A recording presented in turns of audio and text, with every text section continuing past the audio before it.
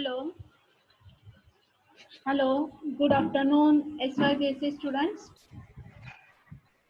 Good Hello. afternoon, ma'am. Good afternoon. Happy Okay. Teachers Day. Thank you so much, dear. Thank you so much. Happy Teachers Day, ma'am. Thank you, Alida. Thank you, thank happy you, thank you. Teachers day ma'am. Thank you. अभी पूरा दिन अभी पूरे lecture में यही करेंगे क्या? Okay, थोड़ा सा पढ़ ले, बाद में बात करते हैं। ओके, तो yesterday we were talking about the violation rights of women. उसमें हमने लास्ट पॉइंट आई थिंक ये डिस्कस किया था। देखिए आप जरा स्लाइड देखिए, यही था ना, हेल्थ, एजुकेशन, एम्प्लॉयमेंट, ये मैंने डिस्कस किया था। हेलो, मैं आपसे पूछ रही हूँ, ये डिस्कस किया था क्या पॉइंट? Yes, ma'am. हाँ, ये पॉइंट था ना लास्ट वाला, एजुकेशन वाला, एम्प्लॉयमेंट वाला। हाँ. हाँ, तो आगे बढ़ेंगे, we shall go ahead. Okay, so you can see the next slide, the third point, employment wala. More women are involved in the labor force in the rural area. जैसे हम सभी को पता है कि ग्रामीण विभाग में या गांव के गांव हैं वहाँ पे इनकम या डेवलपमेंट का ज़्यादातर ये हिस्सा में नहीं दिखाई देता है। तो ज़्यादातर जो औरतें होती हैं, महिलाएं होती हैं, तो हमें लेबर फोर्स में हमको जुड़ी हुई दिखाई देती हैं। Okay, there are qualitative versus employment opportunities available for women. It means that women are generally offered less challenging jobs which are of routine nature. अगर महिलाओं को ये जॉब मिल भी गया या नौकरी मिल भी गई, कहीं पे काम मिल भी गया, तो वो जो है वो काम उसके लिए ज़्यादा हम बोलते हैं इनोवेटिव या समथिंग ऐसा चैलेंजिंग काम नहीं होगा। जो सिंपल काम होगा या कुछ छोटा बड़ा काम होगा, वही उनको काम दिया जाएगा, वही काम उनको दिया जाता है। Do you understand this point properly if I am explaining? Do you understand? Yes, ma'am. Okay, मैं आपको सभी को एक बात और बताना चाहती हूँ, क्योंकि जो प्रॉब्लम मुझे अभी एचसी के जो प्रोजेक्ट में दिखाई दे रहे हैं, मैं तो एचसी के प्रोजेक्ट की बात यहाँ पे अभी करना चाहती हूँ कि कुछ बच्चे समझ नहीं पा रहे कि मैडम हमको क्या बता रहे हैं। तो मैंने कल भी आपको एचसी के ग्रुप में मैसेज भेजा था, इंग्लिश में भी लिख के भेजा था और हिंदी में भी लिख के भेजा था। तो शायद कितने बच्चों ने पढ़ा ये तो मुझे पता नहीं, और कितने बच्चों तक पहुँचा ये भी मुझे पता नहीं। आपको क्या करना है, जैसे आपको अल्फिया ने आपको बताया था, मैंने उसको वैसे ही बताया था, उसने वैसे ही किया, MS वर्ड लिया। आपके मोबाइल में जब MS वर्ड ये एप्लीकेशन ये सूट नहीं हो रहा है, सपोर्ट नहीं कर रहा है, तो आप WPS में भी कर सकते हैं। WPS भी एक वर्ड जैसा ही डॉक्यूमेंट आता है, वही एप्लीकेशन होता है, वहाँ पे भी आप टाइप कर सकते हैं। तो ज़्यादातर बच्चे क्या कर रहे हैं, बच्चे ये कर रहे हैं कि डायरेक्ट क्रोम में से कॉपी पेस्ट करें। कॉपी पेस्ट करना मीन्स देखिए आप यहाँ पे फॉर एग्जांपल ये जो है ये मैंने बना हुआ है, ऑलरेडी रेडीमेड है। Okay, do you understand? Are you listening to me all of you? Are you listening to me all of you? Yes, ma'am. हाँ, आप सुनिए और अपने जो दोस्तों को जिसने अभी भेजा नहीं है या कुछ भी प्रॉब्लम है, तो आप जरा उनको समझा के बताइए, क्योंकि हर एक को मैं कॉल नहीं कर सकती। अभी मैं हर एक को पर्सनली अपना ईमेल आईडी नहीं दे सकती, मैंने अपना ऑलरेडी ईमेल आईडी ग्रुप में भेजा हुआ है। तो यहाँ पे देखिए, अभी ये पूरा का पूरा ये सपोज ये क्रोम है, ओके, ये मैंने खुद का टाइप किया हुआ है। तो यहाँ पे फॉन्ट अलग दिखाई दे रहे हैं, ये फॉन्ट अलग दिखाई दे रहे हैं, क्योंकि जब भी हम टाइप करते हैं तो फॉन्ट अलग रहता है, फॉन्ट का साइज अलग रहता है, फॉन्ट की जो हैंड राइटिंग है वो अलग रहती है। पर ये बच्चे क्या कर रहे हैं, डायरेक्ट क्रोम में से निकाल रहे हैं, वही कॉपी पेस्ट करके ये PPT में या वर्ड में पेस्ट कर रहे हैं। तो मुझे वैसा नहीं चाहिए। यहाँ पे सिर्फ आपको लिखना नहीं है, यहाँ पे टाइप करना है। मैं किस तरह से आपको समझाऊँ कि कुछ बच्चे क्यों समझ नहीं पा रहे कि बाबा आपको टाइप करना है, खुद से टाइप करना है। जितना भी इंफॉर्मेशन आप करो, 20-22 स्लाइड बनाओ, 23 स्लाइड बनाओ, 25 स्लाइड बनाओ, तो खुद से टाइप करो। कॉपी पेस्ट करके मुझे मत भेजो। पिक्चर आप कॉपी पेस्ट कर सकते हो, क्योंकि पिक्चर हम यहाँ पे ड्रॉ नहीं कर सकते। Understand? Do you understand what I am going to tell you? Do you understand? Will you please reply me? Do you understand? Yes, ma'am. हाँ, तो मैं वही बता रही हूँ कि बाबा डायरेक्ट कॉपी पेस्ट मत करो। हाँ, मदद जरूर लो आप इंटरनेट की, आपको इंफॉर्मेशन चाहिए, मदद जरूर लो, तो आप खुद से कुछ टाइप करो, खुद से बनाओ। ये आपको हर एक स्लाइड में देखो, अभी ये मेरी जो अगली वाली स्लाइड है, इसमें आपको ये देखो हेडिंग अलग दिखाई देगा, ये नीचे का अलग दिखाई देगा, क्योंकि कुछ ना कुछ अलग रहता है। जैसे हम खुद क्रिएट करते हैं तो उसका थोड़ा सा इनोवेटिव रहता है। अभी ये देखो हैरेसमेंट ऑफ डाउरी डेट, तो ये पे हेडिंग अलग है, यहाँ पे नीचे हेडिंग अलग है, उसका कलर अलग है, यहाँ पे पॉइंट्स है तो पॉइंट वाइज लिखा हुआ है। तो आप बच्चे क्या करें, जो बच्चे अभी भी मुझे जो ईमेल पे मेरे भेज रहे हैं, मैं पीडीएफ में ओपन करती हूँ तो डायरेक्ट सारा कॉपी का कॉपी पेस्ट ही किया गया है, तो ऐसा मत कीजिए। कॉपी पेस्ट करेंगे तो फिर आपको मार्क्स नहीं मिलेंगे। मैं क्या बोलूँ, आप खुद टाइप कीजिए, एमएस वर्ड में जाइए, आपका पूरा प्रोसीजर मैंने अकबानी को बताया, अकबानी ने पूरा प्रोसीजर, इस लड़की ने बेचारी ने सब कुछ टाइप करके के वीडियो कर करके फ्लो चार्ट कर करके आपको ग्रुप में भेजा है। तो जरा वहाँ तक उसके साथ आप कांटेक्ट में रहिए, दूसरे किसी और के साथ कांटेक्ट में रहिए। हर हर हर बात जरूरी नहीं है कि सबके पास लैपटॉप, लेकिन जनरली अभी सबके पास लैपटॉप होता है, लैपटॉप होता है। अभी लैपटॉप नहीं है तो आप अपने मोबाइल से इस्तेमाल कर ही रहे, तो मोबाइल से आप करिए टाइप, ऐसा क्यों नहीं करें? बाकी आप मैसेज तो टाइप करते ही हैं। Do understand? Do understand my feeling? मैं क्या बता रही हूँ? Do understand? यस और नो तो बोलिए। Do you understand? Hello? Yes, ma'am. हाँ, जरा बताइए, जरा रिप्लाई कीजिए, क्योंकि क्या होता है अगर आप रिप्लाई नहीं करेंगे तो मुझे समझ में नहीं आएगा सुन रहे कि नहीं सुन रहे। अगर अभी भी किसने नहीं बनाया है, इस तरह से बनाया है, तो ये मैं रिजेक्ट करने वाली हूँ। आप उसका टाइप किया हुआ, मेहनत से बनाया हुआ, वो मैं एक्सेप्ट करने वाली हूँ, वो मैं एक्सेप्ट करने वाली हूँ। पिक्चर आप इंसर्ट करो, पिक्चर आप कॉपी पेस्ट करो, लेकिन पूरा का पूरा जो ये बोलते हैं तो वर्ड में, उसका पूरा का पूरा कॉपी पेस्ट मत करो, प्लेगरिज्म हो जाता है वो, और जितना ज़्यादा प्लेगरिज्म होगा उतना मार्क्स कटेगा। समझ में आया? समझ में आ रहा है क्या? अंडरस्टैंड? अफीफा, आप बताना चाहते हैं कुछ? पूछना चाहती है क्या? हेलो? हाँ बताइए अफीफा, आप पूछना चाहते हैं क्या? हेलो अफीफा?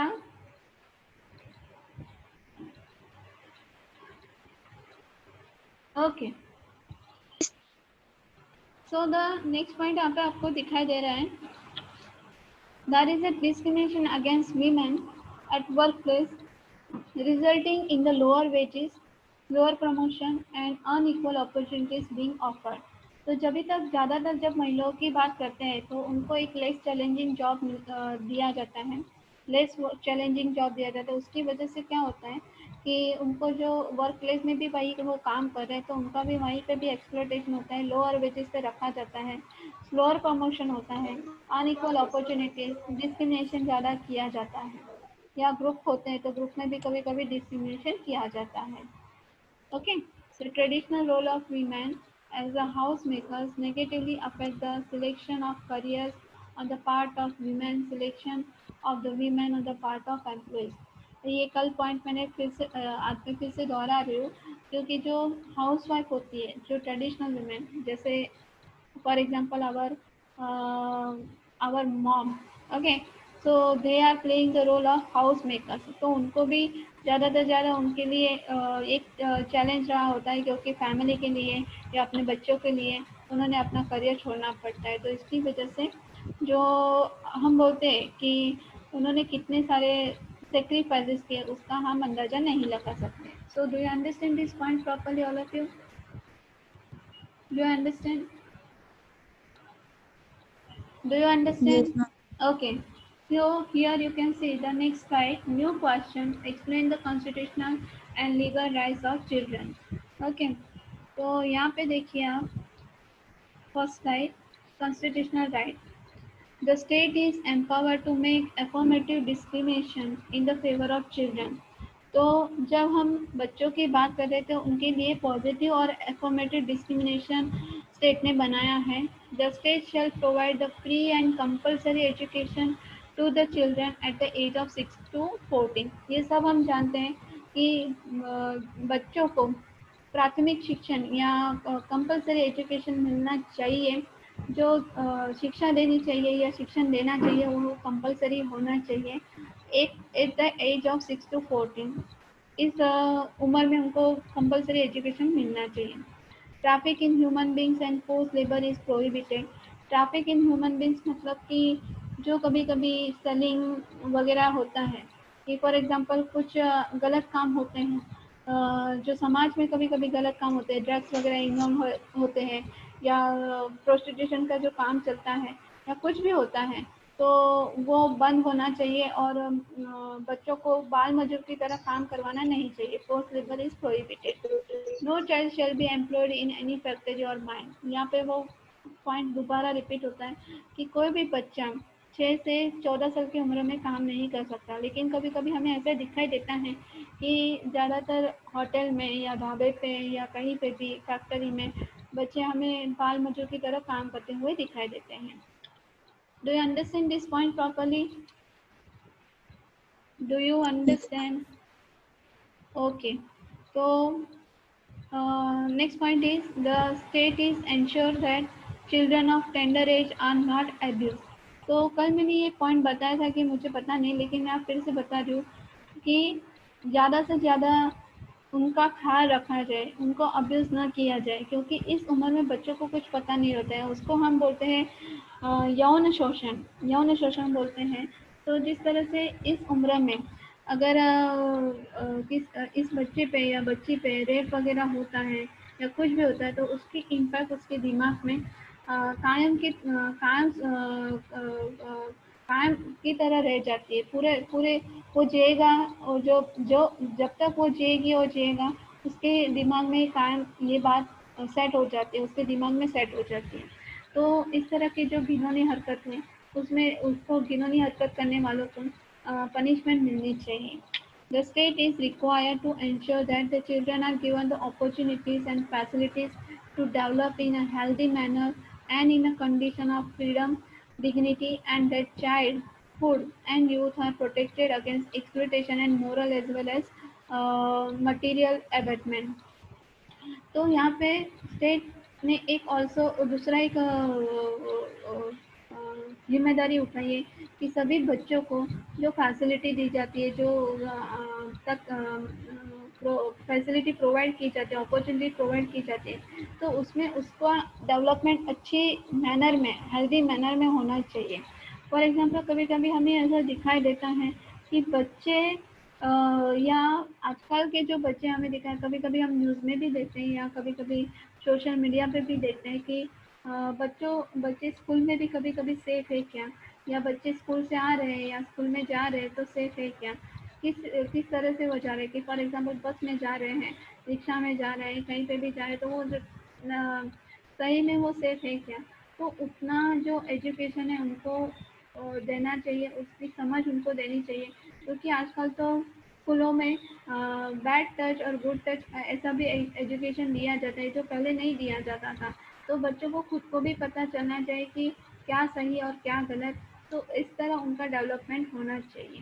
दूसरी बात है कि आजकल की यूथ की बात करें, जैसे फॉर एग्जांपल आप लोग यूथ की जो 15 से 20-22 साल, 23 साल, 25 साल या 30 साल के जो बच्चे हैं, 28 साल के बच्चे हैं, तो इसमें ये जो 15 से जो 22 साल का जो उम्र रहता है वो थोड़ा सा हम बोले नाइदर मोर mature neither more like children. Okay, कि ज़्यादा बड़े भी नहीं होते, ज़्यादा छोटे भी नहीं होते, उनका एक पूरा अपना एक वर्ल्ड रहता है। अगर उसमें किसी ने उनकी कुछ अच्छी बातें बता दी तो उनको जल्दी ये एक्सेप्ट करने में थोड़ा सा वो एक्सेप्ट नहीं कर पाते। उनको खुद को ऐसा लगता है दे हैव द स्वैलन हेड, कि उनको ऐसा लगता है वो हमेशा अपनी जगह पे सही है। तो ज़्यादातर हमें कभी कभी ऐसे केसेस भी दिखाई देते हैं कि गलत संगत की वजह से या गलत लोगों के बीच में रहने से वो गलत संगत में पड़ जाते हैं और उसका पूरा लाइफ रून हो जाता है, ख़राब हो जाता है। कि फॉर एग्जांपल कभी कभी कोई बच्चा ड्रग्स में या बलिंग में या कुछ साइबर क्राइम में इन्वॉल्व हो जाता है, जिसकी वजह से पूरा उसका लाइफ ख़राब हो सकता है। क्योंकि अभी तो लाइफ की स्टार्टिंग है, पर पहले से उसकी संगत गलत मिल गई तो उसका लाइफ भी ख़राब हो सकता है। So do you understand this point properly? Do you understand? Yes, ma'am. Okay. आप कुछ पूछना चाहते हैं कि ये पॉइंट में आपको समझ में नहीं आया, कि कुछ एग्जांपल देना चाहेंगे आप? कुछ एग्जांपल देना चाहेंगे? अभी ड्रग्स तो इजीली मिल रहे हैं, छोटे से छोटे गांव में भी, वैसे भी कहीं ना कहीं से तो ये मिल ही जाता है। तो इसके बारे में आप कुछ बताना चाहेंगे?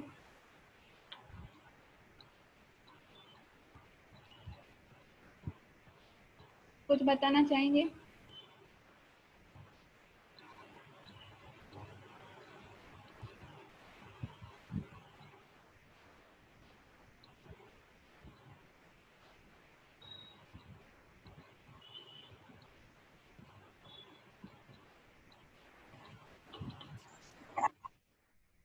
कुछ बताना चाहेंगे क्या?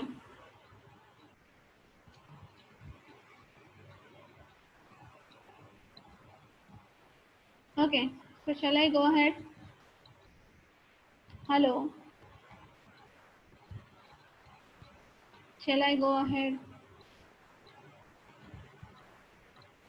Yes, ma'am. Okay, so the next point is various laws protected rights of the children। अभी बच्चों के लिए, उनकी प्रोटेक्शन के लिए कौन से कायदे बनाए गए हैं, ये अभी हम डिटेल में देखने वाले हैं। Rights of children to free and compulsory education act 2009। एक अभी 10 साल पहले ये 2009 में फ्री एंड कंपल्सरी एजुकेशन ये एक्ट बनाया गया, because it provide for every children at the age of 6 to 14। जैसे मैंने अभी बताया 6 to 14 का जो एज है वो पढ़ने का एज है, उसके आगे भी पढ़ने का एज है, पर उसमें ज़्यादा, फॉर एग्जांपल बच्चों का जो डेवलपमेंट होता है 0 to 6 ईयर्स में ज़्यादा से ज़्यादा वो कैप्चर करते हैं कि जैसे घर का माहौल रहता है, कि आपके घर में कैसा माहौल है, क्या शब्द बोले जाते हैं या किस तरह से लैंग्वेज बोली जाती है, ये सब आप 6 साल की उम्र में ज़्यादा से ज़्यादा कैप्चर करते हैं। तो वहीं से उनका डेवलपमेंट स्टार्ट होता है। और आफ्टर ऑनवर्ड्स कि 3.5 3 साल के बाद जो तो स्कूल में जाता है तो उसका दूसरा एक वर्ल्ड क्रिएट होता है, उसका दोस्तों का, उसके टीचर के साथ उसका कनेक्शन। तो जैसे जब वो घर के बाहर जाता है तो वो सबसे ज़्यादा घर के बाहर बाहर के लोगों को मिलता है, वहीं से भी वो बहुत कुछ सीख के आता है।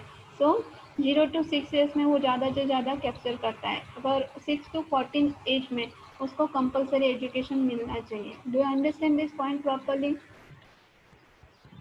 Yes, ma'am. Okay. Then second point is Prohibition of Child Marriage Act 2006 was enacted repealing the Child Marriage Restraint Act 1929। तो चाइल्ड मैरिज, बाल विवाह, ये जो एक्ट है वो 2006 में बनाया गया था। क्योंकि जो पहले ये एक्ट बनाया गया था चाइल्ड मैरिज रिस्ट्रेंट मीन्स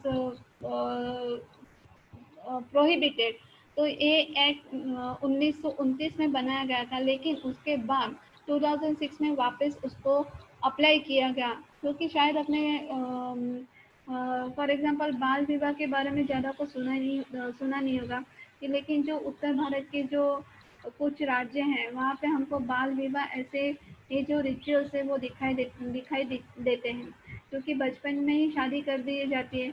और कुछ कुछ कास्ट में ऐसा भी होता है कि अगर बचपन में बच्चा गुजर गया, हस्बैंड वाइफ में से कोई भी एक बच्चा गुजर गया, तो पूरा जो दूसरे का लाइफ होता है वो पूरा खराब हो जाता है। उसको पूरे पूरे मीन्स आगे का लाइफ जीने का उसका अधिकार छीन लिया जाता है। तो इस प्रकार के जो रिचुअल्स है, कि हम बोलते हैं कभी कभी अंधश्रद्धा वगैरह, मिस वगैरह, ओके, तो वो समाज में से निकाल देने चाहिए। Then next point is Juvenile Justice, Care and Protection of Children Act 2000 aims at providing juvenile justice system for juveniles in the conflict with the law, aware children in a need of care and protection। तो ये juvenile justice जो care और protection कि ये एक law बनाया गया है और 2000 में बनाया गया था कि कल भी मैंने आपको एक एग्जांपल दिया था कि तारे ज़मीन पे जो ये मूवी है तो उसमें ये पिक्चराइज किया जो मूवी पिक्चराइज किया गया है तो उसमें बच्चों की साइकोलॉजी को समझना बहुत ज़रूरी है। पिक्चर देख के ही हमको साइकोलॉजी समझ में आती है ऐसा नहीं, लेकिन ज़्यादातर हर एक की जो साइकोलॉजी होती है वो अलग रहती है, पर बच्चों की साइकोलॉजी को समझने के लिए, क्योंकि जैसे कि फॉर एग्जांपल जैसे बच्चे नर्सरी में हैं तो उनके वो टीचर अलग रहते हैं, फिर उसके बाद 1 to 4 स्टैंडर्ड के टीचर अलग रहते हैं, 5 to 6 स्टैंडर्ड और 7 स्टैंडर्ड के टीचर अलग रहते हैं, 8 to 10 स्टैंडर्ड के टीचर अलग रहते हैं, 11 to 12 स्टैंडर्ड के टीचर अलग रहते हैं और उसके बाद के जो टीचर होते हैं अलग रहते हैं। आपने कभी ऐसा सोचा या आपने कभी आपके लाइफ में कभी ऐसा हुआ कि जो नर्सरी से जो टीचर है वो ये एक ही टीचर आपको आप जब तक पढ़ रहे हो वो टीचर पढ़ा रहे हैं? ऐसा सबके साथ हुआ है क्या? कभी किसी के साथ हुआ है क्या? हेलो हेलो, ऐसे किसी के साथ हुआ है क्या कि हाँ बाबा एक ही टीचर है, नर्सरी से एक ही टीचर पढ़ा रहे हैं, ऐसा है क्या? Hello hello, I am talking to you, you think that you are sitting in the class, ऐसा ऐसा कोई हुआ है क्या? किसी के साथ है क्या? नहीं ना, क्योंकि सबकी जो जो बच्चे छोटे होते हैं उनके समझने की जो साइकोलॉजी होती है उनके वो टीचर अलग रहते हैं, फिर उसके जैसे जैसे बच्चे बड़े होते हैं उनको समझने की टीचर अलग रहते हैं, उनकी साइकोलॉजी अलग रहती है और उनकी टीचर की अलग साइकोलॉजी रहती है जैसे जैसे बच्चे बड़े होते हैं। तो do you understand what I am telling you? Do you understand what I am telling you? Yes, ma'am. हाँ, अभी यहाँ पे ऐसा ही बताया गया है, care and protection of the children, क्योंकि आपने कभी कभी ऑब्जर्व किया होगा कि जब आप नर्सरी में थे तो नर्सरी में टीचर के साथ आपको एक हम बोलते हैं कि जो हम फॉर एग्जांपल एक केयर टेकर भी वहाँ पे रखा जाता था आपके आपके लिए, केयर टेकर भी रखते थे ना, रखते हैं ना, केयर टेकर रखते हैं कि नहीं वहाँ पे? Hello hello, no one is answering. When I'm asking you the question, no one is answering. What is the problem with you? Yes or no?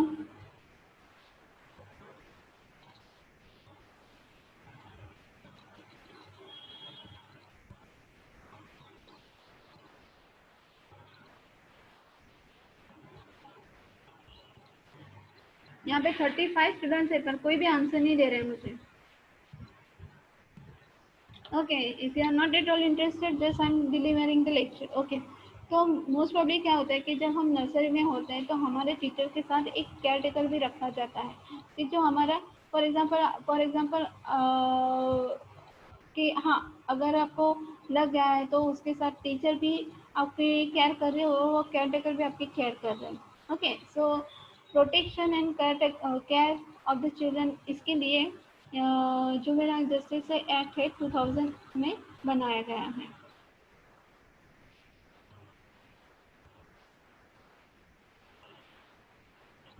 Okay, the next point is Pre-Techniques Act 1994. Preconception Techniques and Prenatal Diagnostics Techniques 1994. It prohibits the sex selection before and after the conception and prevents the misuse of the prenatal diagnostic techniques for the sex determination leading to the female foeticide. तो ज़्यादातर ये जो pre concept techniques और pre natal diagnostic techniques है, तो ये act क्यों अभी बनाया गया, क्योंकि जैसे मैंने कल भी बताया था कि जो टेक्नोलॉजी का इस्तेमाल है वो सही जगह पे होना चाहिए, लेकिन कुछ लोग टेक्नोलॉजी का गलत इस्तेमाल करते हैं, तो टेक्नोलॉजी का गलत इस्तेमाल करते करते करते ज़्यादातर they are leading to the female foeticide. उसको हम बोलते हैं बाल हत्या, जो पेट में ही माँ के पेट में उसका खून कर दिया जाता है, खून कर दिया जाता है मीन्स उसका अबॉर्शन किया जाता है, तो इसकी वजह से जो लड़कियों की संख्या है ना कभी कभी हमें कम दिखाई देती है। Next point is infant milk substitute feeding bottles and infant food act 1992। तो यहाँ पे अभी बताया गया है कि infant milk and substitute feeding bottles and infant food act. तो ये एक्ट क्या बताता है? It provides for the regulation of the production, supply and distribution of infant milk substitute feeding bottles, infant foods with a view of protection and promotion of the breastfeeding and ensuring the proper use of the infant foods। क्योंकि कभी कभी ऐसा होता है क्योंकि जो बॉबी जो for example born baby जो होते हैं तो ज़्यादातर 1.5 साल तक या एक सवा साल तक वो माँ का दूध पीते हैं, लेकिन कभी कभी ऐसा होता है कुछ प्रॉब्लम की वजह से वो माँ का दूध नहीं पी पाते, तो उसके साथ साथ उनको सब्स्टिट्यूट फूड भी दिया जाता है। तो सब्स्टिट्यूट फूड में हम बोलते हैं कि उसमें मिल्क पाउडर है। तो ये जो मिल्क पाउडर का जो प्रोडक्शन जहाँ पे होता है, जहाँ पे ये फैक्ट्रीज वगैरह होती है, तो उसका ठीक तरह से उसको जो प्रोडक्ट है उसमें ठीक तरह से उसका प्रॉपर प्रोडक्शन उसका होना चाहिए या प्रॉपर उसकी बनावट होनी चाहिए, जिसके क्योंकि ये जो प्रोडक्ट है वो छोटे बच्चे या जो बच्चे जन्म ले रहे हैं वो पीने वाले, उसका इस्तेमाल करने वाले, तो उसकी और पूरा जो हम बोलते हैं कि जो the nation depends on the children, okay, youth पे जो नेशन है हमारा वो चिल्ड्रन और यूथ पे टिका हुआ रहता है। तो बचपन अच्छा होगा तो आपका जो बचपन अच्छा होगा तो फिर आपका जो पूरा लाइफ है फिर भी अच्छा जाएगा। तो जिस तरह से खाना उनको मिलना चाहिए, इन्फेंट फूड या ब्रेस्ट फीडिंग की जो नहीं ले रहा है, तो उसकी वजह से जो यहाँ पे प्रोडक्शन हो रहा है तो उसको प्रोडक्शन ठीक तरह से होना चाहिए। Next point is Child Labor Act 1986. It prohibits the employment of children below the 14 years in notified hazardous occupation. Hazardous occupation means यहाँ पे कभी कभी हमें दिखाई देता है कि फॉर एग्जांपल दीपावली में जो हम पटाखे वगैरह जलाते हैं, तो पटाखे बनाने की जो फैक्ट्री होती है वहाँ पे भी बच्चे हमें छोटे छोटे बच्चे काम करते हुए दिखाई देते हैं। तो इस फैक्ट्री में तो उनको अलाउ भी नहीं होना चाहिए, फिर भी वहाँ पे काम करते हुए दिखाई देते। तो so the child is not doing such kind of work in the hazardous workplace or hazardous occupation. It also regulated the working condition of the children in other employment. कि कभी कभी हमें ऐसा दिखाई देता है कि बच्चे कुछ बच्चे स्कूल भी जाते हैं और कुछ बच्चे काम भी करते हैं। तो इस तरह से एक्चुअली उनको उनकी जो उम्र है, पढ़ने लिखने की उम्र है, हमें उनको काम करना पड़ता है। कभी कभी परिस्थिति ऐसी हो जाती है कि उनको काम करना पड़ता है, लेकिन ये काम पे किसी भी बच्चों को 6 to 14 ईयर्स में काम में नहीं भेजना चाहिए, और जो काम पे रखने वाले उनको भी काम पे नहीं लेना चाहिए। Do you understand this point properly? Do you understand this point properly? Yes, ma'am.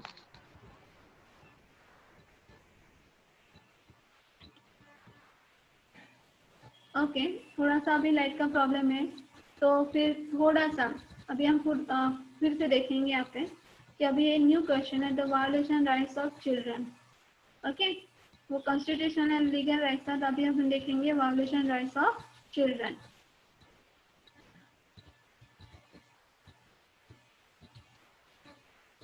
First point है यहाँ पे